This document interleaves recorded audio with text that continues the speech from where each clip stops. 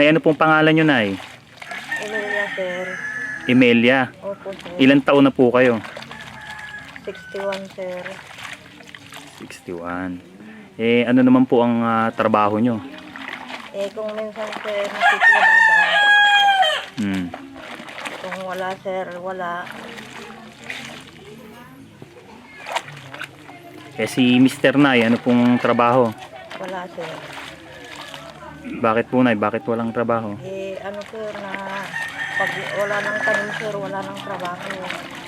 Kung may tanim, yun lang, sir. Nakikipagtanim kung ano, sir. Pero ngayon, sir, ano na, ano na sa kwan. Madalang na. Opo, sir. Kasi hinihingal na pag ano siya.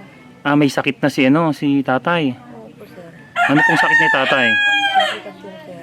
Ng komplikasyon na. Opo, sir. Kasi yung mga katawan may kati, sir. Nasa loob na daw yung kati. Kaya nagkomplikasyon na yung sakit. Muntik nang namatay, sir. Nay, ilan naman po ang anak nyo, nanay? 12, sir. 12? Opo, sir. Nasa naman sila, nanay? Nasa ano na, sir, sila nakapag-asawa na yung mga iba, sir. Wala na sila dito sa bahay namin. Tapos yung mga apo ko, sir, na iniwan ang ina. Iniwan ng mga magulang? Opo, sir.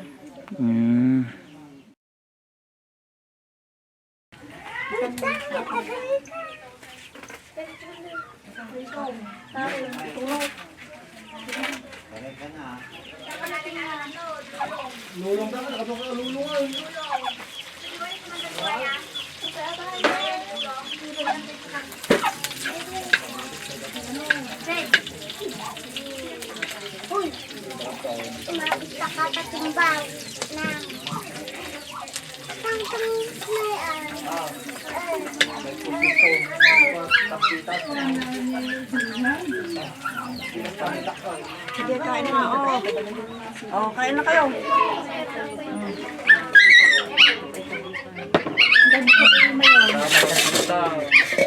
Alam kayo.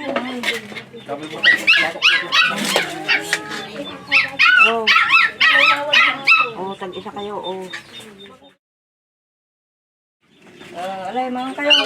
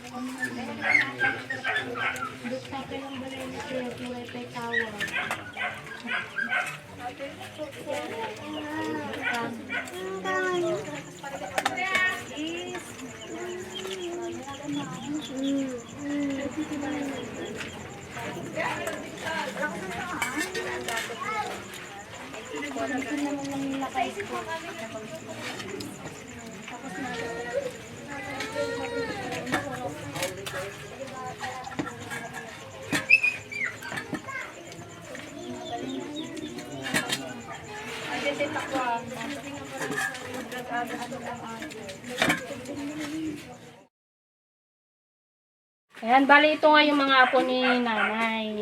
Ayan, so, ading, anong pangalan mo? Kia. Kian. So, ilang taon ka na, ading? 8. 8. Ikaw naman, kuya? Di. Gio. Di. Ay, Gio. So, ilang taon na? 10. 10. Ikaw, ading, anong pangalan mo? Easy. Missy, ilang taon ka na? 6. Nay, balitaan po namin na iniwan nga sila ng mama nila. Pwede niyo po bang ikwento sa amin kung anong dahilan? Opo. Nung madam, nagpunta sa Manila yung ina nila. Tapos, nag-a-apply siya ng abroad. Mula noon, hindi na niya binalikan niya yung mga anak niya. Bakit? Ano kaya? May ano na siya, madam, So, may ibig sabihin, may iba siyang lalaki, gano'n na opo, eh. may iba ng lalaki na. Ilang taon na, Nay? Magmula nang hindi bumalik yung mama nila? 5 taon na. Ito, 1 year old pa lang to. Ibig sabihin, si Dio, 5 years old. So, malilit pa talaga sila nanay. Namimiss nyo ba si mama nyo? Ha? Opo. Pag wala akong isaing, nag-uutang ako, sir. Pag wala akong mahanap, hindi kami kakain, sir. Minsan, sir, nasubukan na namin hindi kumain.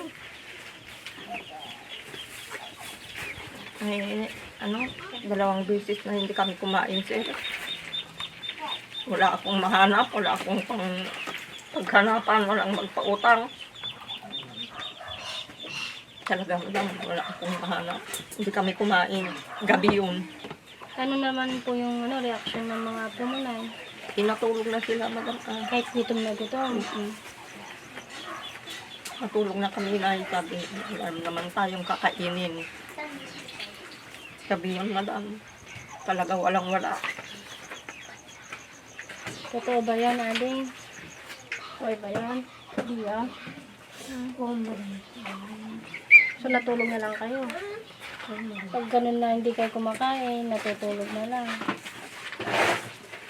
Wala naman akong pakuhaan, madam, na ipakain ka sa kanila.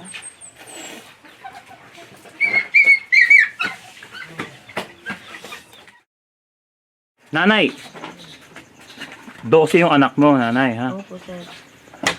Papaano mo sila naitaguyod? Sa awa ng Diyos, sir, itaguyod ko naman sila. Sa ano ng hirap ng buhay, kahit mahirap, sir. Nagbubunot ako ng pundla, sir, nakikilabada. May paglabahan ako, sir, yun. Pangbili ng ulam. So ngayon, mga nag-asawa na sila, yung iba wala na dito. Ngayon, ang sunod mo naman na tinataguyod yung 3 apo mo. Opo, sir, itong 3 nga apo ko na naman. So parang walang katapusan, nanay, ano? Oo, sir, walang katapusan talaga ang buhay ko. Hanggang ano na. Ano ba yung gusto mong maranasan, nay?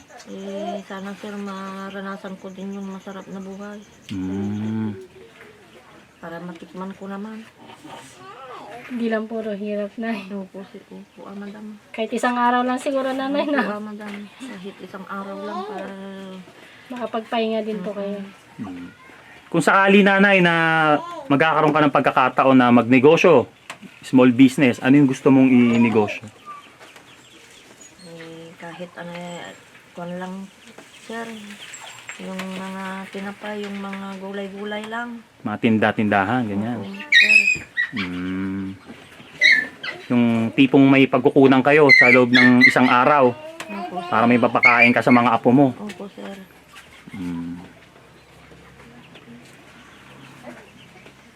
Ayun ba yung ikaliligaya mo na? Ayun yung pinaka maligaya ka na makakamit mo kung magkakaroon ka ng ganon? Pwede na yung, sir, yung ano, kahit konti lang. Kahit konti lang, Opo, sir. magiging maligaya ka na doon. Opo, sir. Okay, so bali dito nakatira sila, nanay. Pasukin natin, tingnan natin yung loob kung ano bang ano. Tara. Balik yung tsinelas ko. Okay, so dito lang sila Opo, natutulog. sir. Dito naman kami. Diyan kayo. Opo, sir. Dito. Okay. Dito, madam. Madilim, ano? Kadilim. Sige. Kadilim. Halika. Eh dito naman ano, nanay, ano naman to? Ito yung kusina nyo. Yan, sir, ang ano yung mga damit ng mga apo ko dito, sir. Dito, ano, talagang ano, Opo. Kaano naman yung mga damit Makalat. nila. Oo, makalat. yan. Tamba ka na, nanay. Opo, sir. Yung mga damit nila. Kasi yung inaanong ko na yan, naano naman, nakalkal na naman. Sige.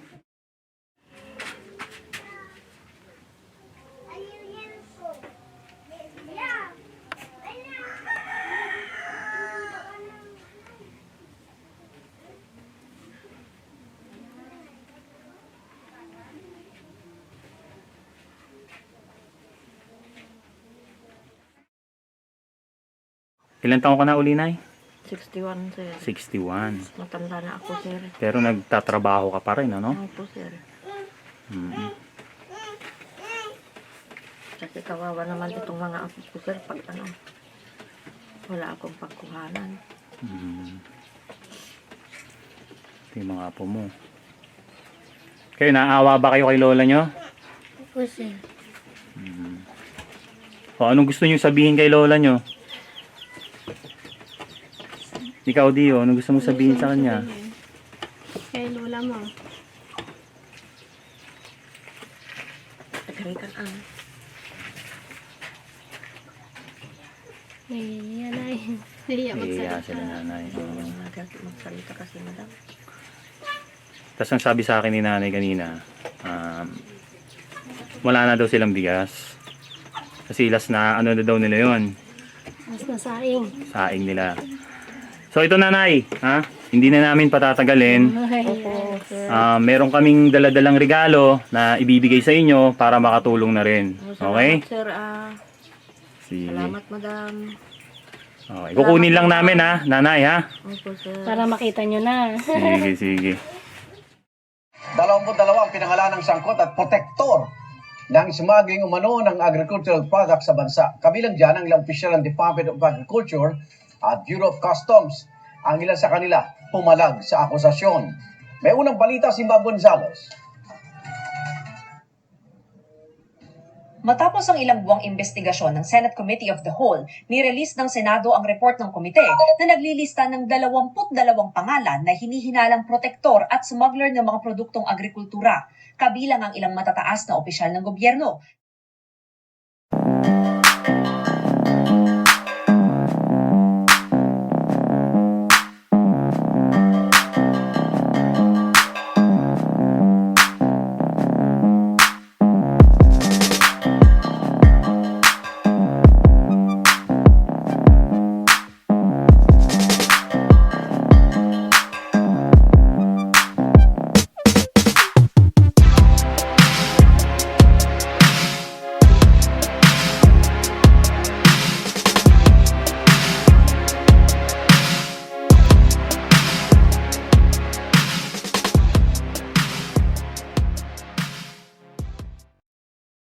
Okay, nanay. Ito yung sinasabi namin, nay, na na 5 sako ng bigas. Opo, sir. Tapos papaalam ko lang kung kanino nang galing to, ha. Nanggaling to kay Sir Mark, tsaka sa ating mga contributors. Opo, sir. Salamat, sir. Pinabibigay sa inyo para makatulong. Opo, sir. Nay, ha? Salamat, sir. Malaking tulong to para sa inyo. Lalo pa tayo mo kanina, wala na kayong bigas. Ito na. Di ba? Opo, sir. Salamat. Sige, para sa inyo, ha? Opo, sir. Huwag ka sa akin magpasalamat na sa kanila. Nanonood sila. Salamat, sir. Salamat. Sir Mark! Ayan. Sir Mark! Salamat, sir, Mark. Yan. O kayo mga kids, masaya ba kayo? Mayroon na kayong bigas? Ha? Yan. Sige, aalagaan nyo si lola nyo, ha? Huwag nyo pababayaan, ha? Tulungan nyo sa gawaing bahay, ha? Dahil matanda na si nanay, 61 years old na. Kailangan niya ng tulong nyo, ha? Sige. So, kami rin po gusto namin magpasalamat sa ating mga contributors, lalong-lalo na sa ating mga sumusuporta at mga taga-subaybay. At kay Sir Mark, maraming salamat sa inyo. Salamat, sir, Mark. Salamat. God bless. God bless, sir. Bye-bye! Bye-bye, sir.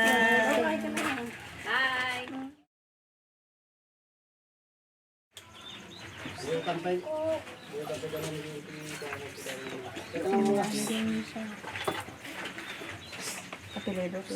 Yun nga. Apelido ni Balata nga. Ready letter lang. Pinili ito pa.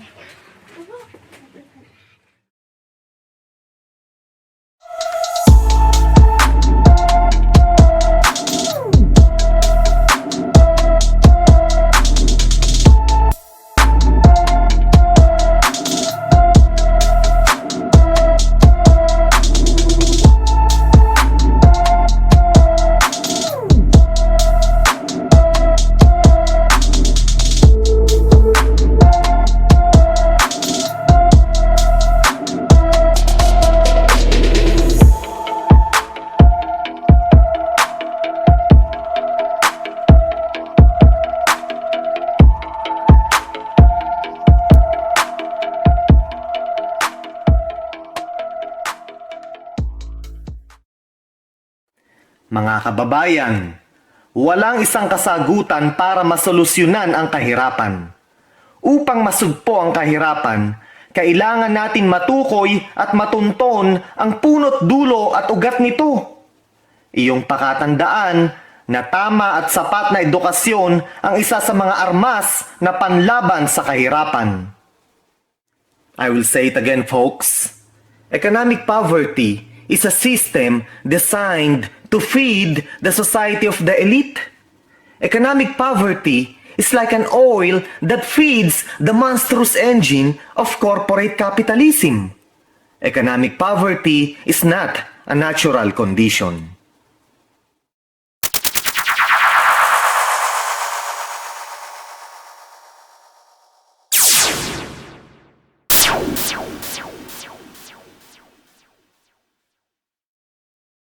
Mark said, quote, "This is my personal opinion, perspective, and insight.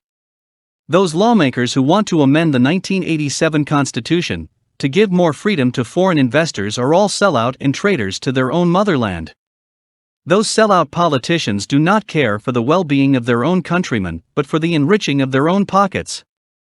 A politician who tells you that easing more the restrictions or worse, giving 100% full ownership to foreign investors in the Philippines is either simply ignorant or a liar. Easing the restrictions or worse, giving a 100% full ownership to foreign investors in the Philippines will produce more social injustices. Economic inequality, the gap between the rich and the poor will rise statistically even higher. There will be more oppression, exploitation, and abuses of the local population. We Filipinos will lose our voice, and we will just be insignificant pawns in the Game of Thrones. Our nation won't belong to us any longer, and we will be ruled by foreign overlords.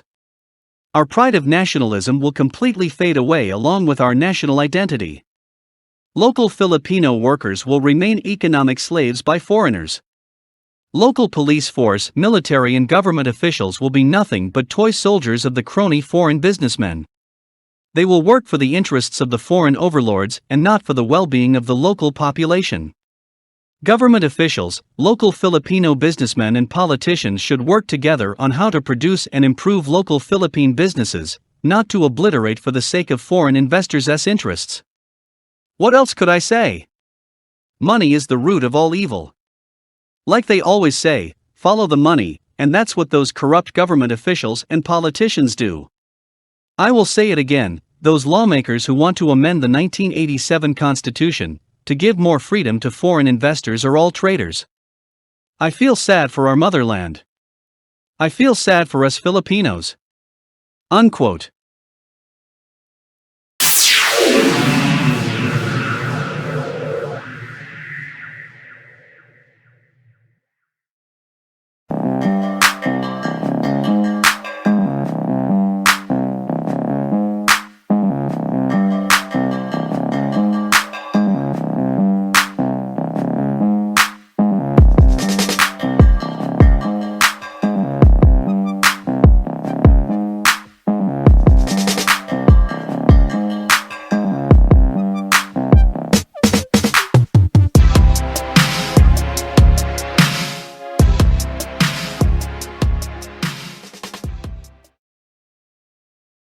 You know, one of the many reasons why millions of Filipinos remain poor is due to heavy importation of foreign goods.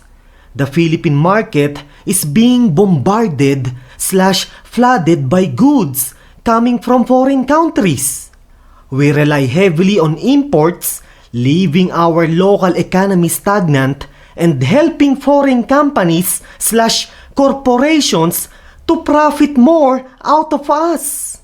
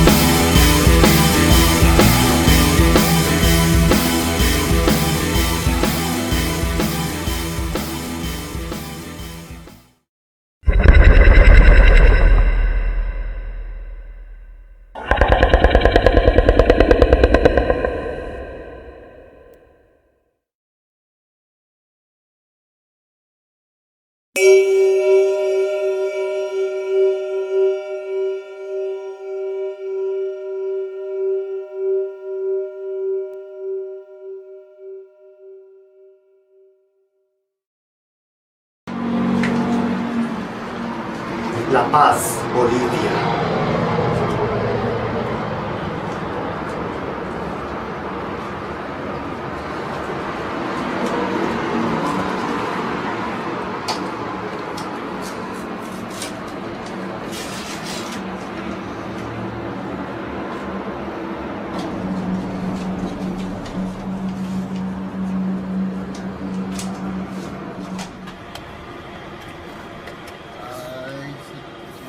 Take a photo. There's a car coming. Got it. Got it? Uh-huh. Shall we move? One more. Good enough. It's a video. Video Oh, clip. sorry. So yeah, I got it. We can move. Let's go. Vámonos. Haciendo videos ambos.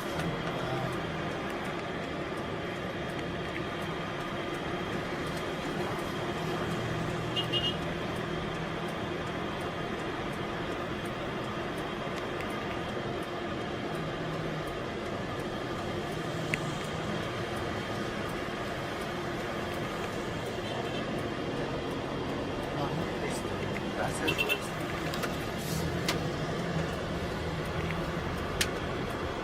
Raynan, when did they build the Che Guevara monument? Okay, that monument had been constructed in 2003 after a big social revolution in La Paz and El Alto, this city. And it's this city when they made to resign one president, Gonzalo Sanchez de Lozada. And everybody were looking for equality, and that was the best symbol for this city, El Che. I see. All right. Thank you so much for the information. You're welcome. Have a nice flight, Mark. All right. Thank you.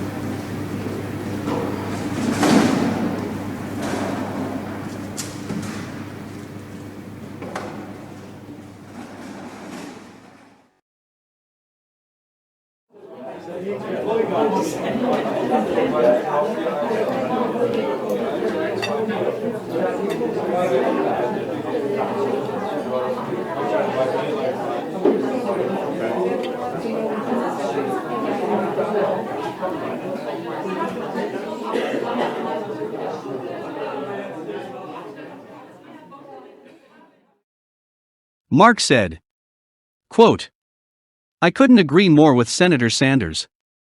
The minimum salary wage needs to go up. Nothing is cheap in the United States, especially in the state of California where I reside. To be quite frankly, I can't comprehend on how ordinary and below the poverty line Californians survive economically. Nothing is cheap in California, especially housing. Yes, California has the most expensive housing in all the United States. Californians work as a slave just to pay high taxes, utility bills and housing. I gave California as an example because I am Californian, but this goes for all the states. Yes, state and federal wages need to go up. Only a fool ordinary citizen would not agree with what I am saying here. Unquote.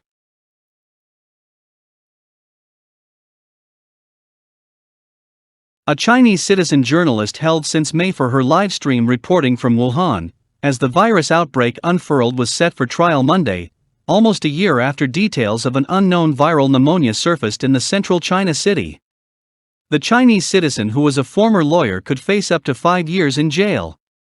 Her live reports and essays were widely shared on social media platforms in February, grabbing the attention of authorities, who have punished 8 virus whistleblowers so far, as they deify criticism of the government's response to the outbreak. Mark said, quote, reporting the truth which involves the government is a very risky move indeed. I personally know this because I came from a family of writers, novelists and journalists. In the Philippines, Do you have balls of steel for reporting the truth which involves the government? If none, then journalism is not for you. Have you heard what happened to the biggest news media company in the Philippines? Shut down by the government this year, 2020. Have you heard what happened to the founder and CEO of the news media outlet called Rappler? Have you heard what happened to the editor-in-chief of the news media outlet called Manila Today? This year, 2020, many Filipino journalists were apprehended and jailed by the current government. Is it dangerous to become a journalist in the Philippines? Yes, indeed. Unquote.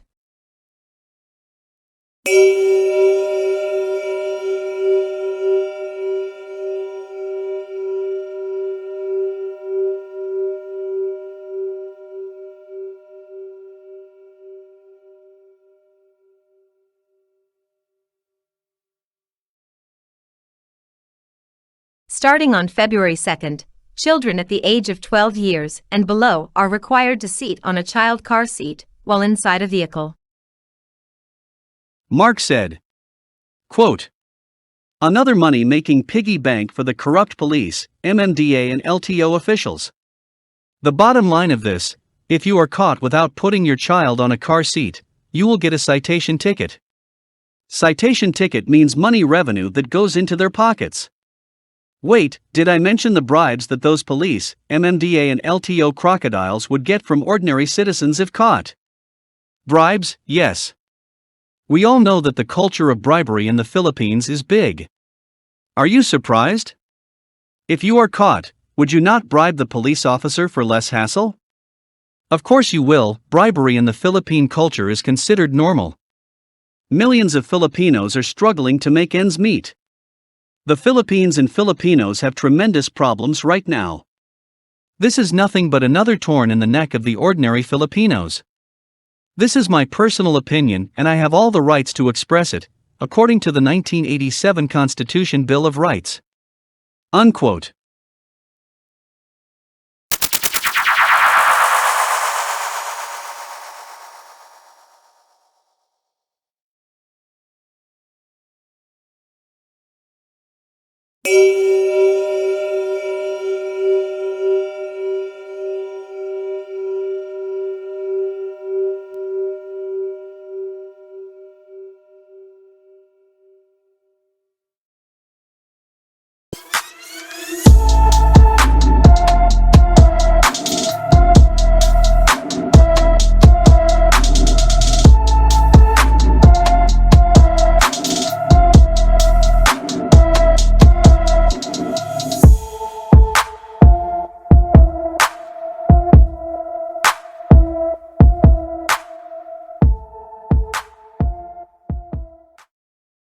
Mark said, quote, "We Filipinos also experienced an iron fist dictatorship. Ferdinand Marcos and his cronies ruled the Philippines and the Filipinos for 20 years. The Marcos family became one of the most richest families in the world according to some reports, while majority of Filipinos were struggling to make ends meet. The Philippines became the most indebted country in the whole Asia. The Marcos regime seized the freedom of the press. The Marcos regime took over the media outlets. Critics and dissents were silenced, some were jailed and some were killed. Both of my parents were activists during those times. They were tortured and jailed a number of times. Unfortunately, some of their comrades didn't make it alive. Both of my parents took part in the 1975 La Tundina strike. My father and mother were part of the organizers. The 1975 La Tundina strike was the first major strike in Marcos's martial law. The 1975 La Tundina strike was the trigger of other major strikes that occurred which led to the ousting of the Marcos's dictatorial regime. I am proud of my parents because they fought for freedom and democracy. They did put their lives at risk for the freedom that we availed after the 1986 People Power Revolution. Yes, I consider my parents heroes. Yes, my parents are heroes in my book." Unquote.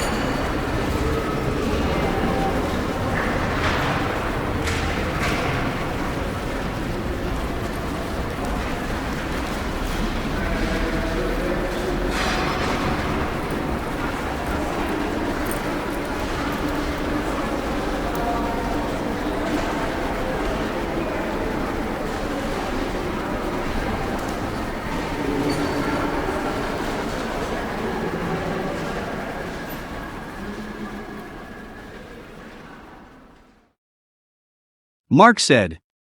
Red tagging is part of the norms in the Philippines. Yes, the military, the police, and some pro-fascist people accuse critics and dissents rebel communists and terrorists.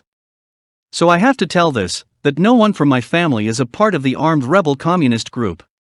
No one from my family is a terrorist. Don't quote me out of context.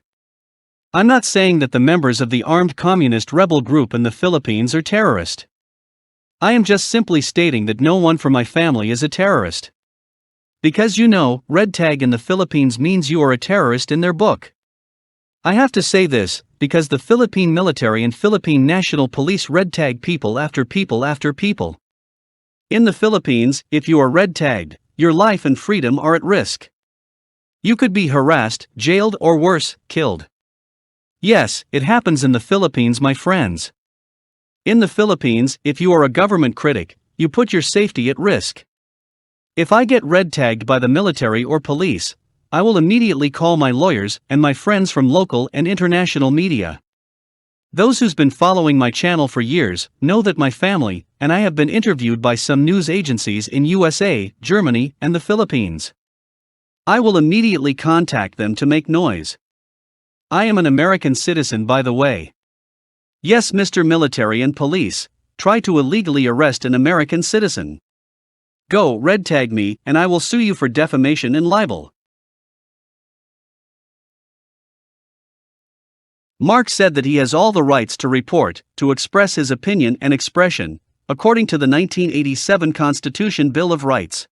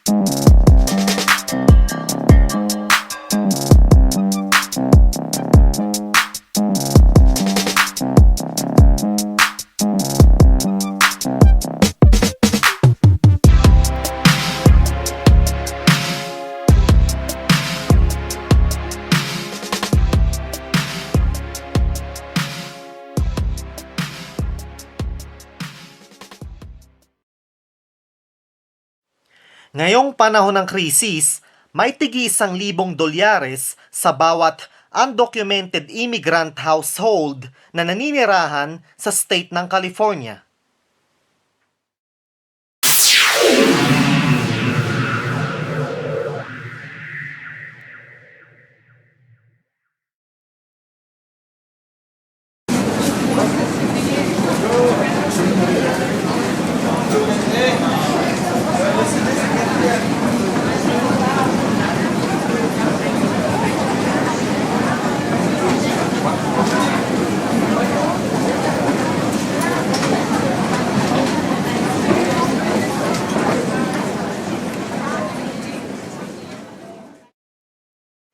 Ako I have nothing against sa state ng California.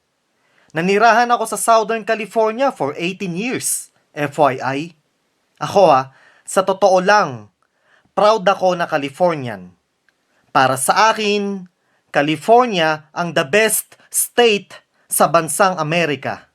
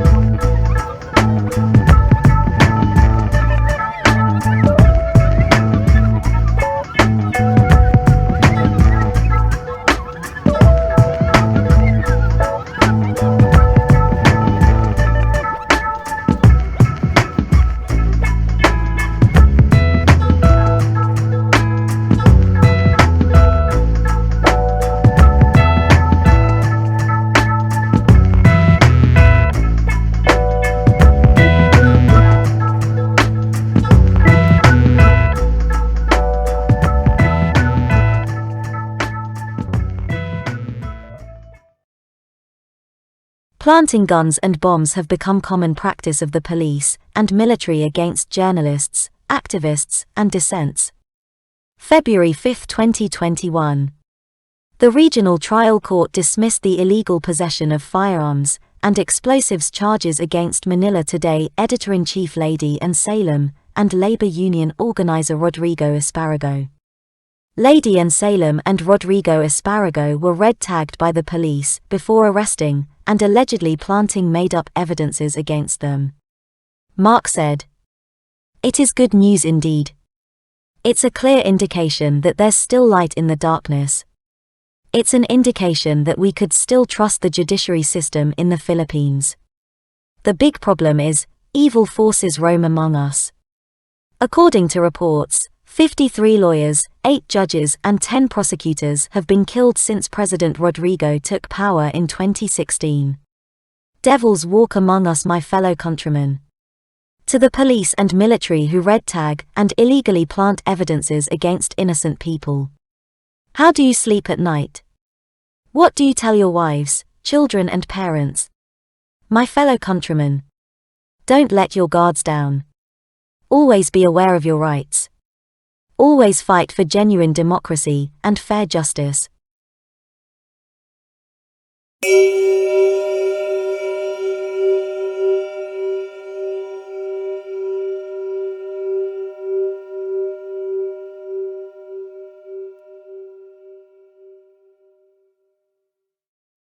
Mark said that he has all the rights to report, to express his opinion and expression, according to the 1987 Constitution Bill of Rights. Mark said, quote, "I've been running multiple online channels since 2005. Based on my experiences, I can tell you, my friends, that people love to bash and hate. You do good deeds and provide positive beneficial things. Only 10 out of 300 people would recognize it. You show them a slight mistake, or if they see something that doesn't suit their taste, 290 out of 300 people will attack, insult, bash and curse you. People are like vultures, they always wait for an opportunity to attack their prey. I'm not saying all, but many people only see the negative things. They are too blind to see the positive in you. They are frequently on standby, always waiting to see something that they can throw at you. Many people are crab-minded, they love pulling others down." Unquote.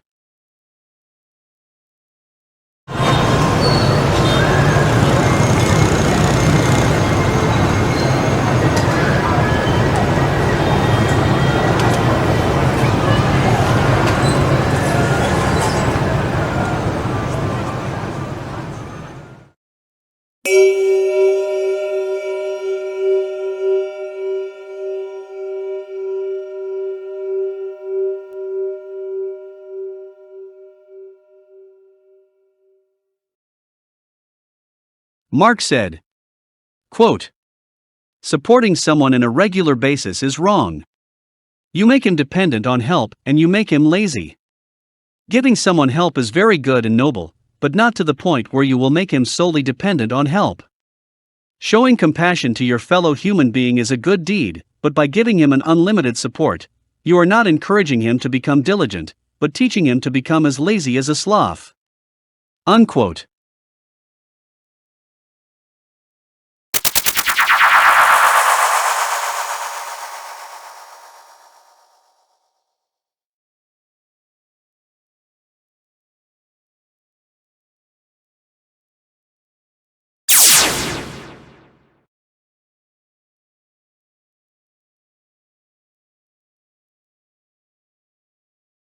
Important notes from Mark. 1. I personally don't pocket any amount of financial contributions from the contributors. Your contributions go straight to the families we reach and to other expenses. 2. I do not publish on YouTube the stories of the families we reach without a signed release agreement and parental or guardian consent. The release agreement gives me a permission to publish their stories on YouTube. 3. Business, personal and GoFundMe fundraiser accounts. All the funds, contributions, sources of income and other monetary sources that go into my accounts are being reported to the taxman. My bank also reports to the taxman every year by the end of the year. There's a certified public accountant who does the accounting and auditing of my accounts. The certified public accountant reports to the taxman. 4. You don't need to open and register a charitable organization/foundation/institution to give help to people in the Philippines. Reaching and giving help to people in the Philippines is not illegal. There's no law that states that you need to open and register a charitable organization/foundation/institution first, before you are able to give help to people legally.